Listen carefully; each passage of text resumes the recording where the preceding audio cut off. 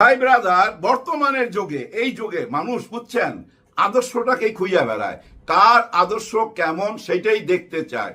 ওই যে ব্যক্তি বিশেষ, অমুক নেতা বা অমুকের ছেলে, অমুকের সন্তান হয়েছে বলেই উনি খুব ভালো মানুষ হবে, এইটা দেখতে চায় না। দেখতে চায় উনাদের আদর্শটা কি।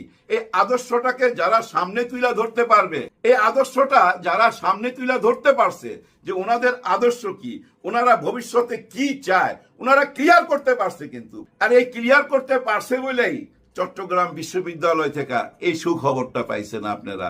প্রত্যেকটা বিশ্ববিদ্যালয় থেকে এই সুখবরটা আসবে।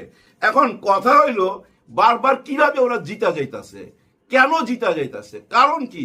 শুধু ভালো কাজ করছে, ভালো ব্যবহার করছে এই জন্য সব বিশ্ববিদ্যালয় সব ছাত্রই কি শিবির করে? নিশ্চয়ই না। এখানে ছাত্র দল আছে, ছাত্র লীগও তো আছে, ছাত্র লীগের তো সবাই ভাইগা